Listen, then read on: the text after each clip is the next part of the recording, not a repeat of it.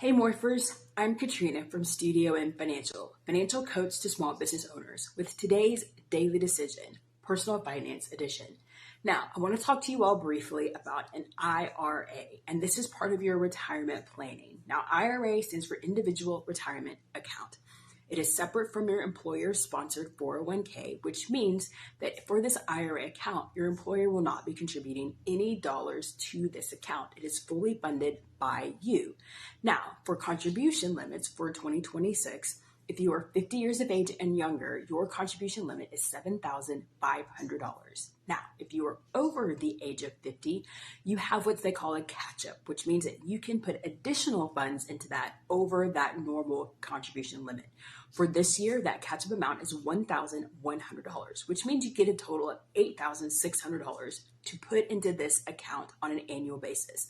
The amounts change every year and they increase every year, but for 2026, base $7,500. If you are over the age of 50, $8,600 because of the catch-up amount. Now, the other thing to think about is how does this fit into your total overall planning? There's two parts to this. One is, do you want to do pre-tax or post-tax? Now, if you do traditional IRA, it is pre-tax dollars, which means upon withdrawal, it will be subject to tax. So when you withdraw it in 20 years or 15 years or 30 years or whatever the time frame is, it will be subject to whatever the tax laws are and the tax percentages are of that day.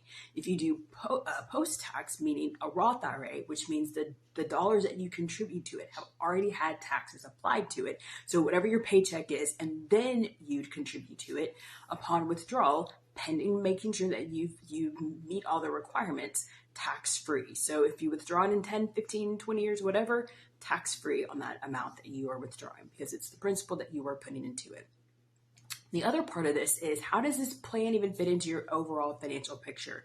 If you are still paying down debt, if you are still working on your emergency fund, does it make sense for you to take dollars away from those goals and put it towards investing? Because again, once those dollars come in, they may not be coming out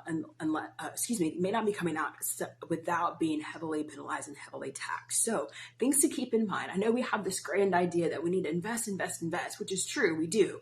But how does it fit upon the entire picture of what you're trying to do in the next 6 months, the next year, the next 18 months? And if that means that you're delaying your investment by 18 months, do what you need to do so that you are ready 100% to start investing and building for your future. So that's all I have for you all today. Let me know your thoughts. Drop me a message in the comments below, or like it or subscribe to it, whatever. But that's all I have. I'm Katrina from Studio M. Until we meet, keep working on the change.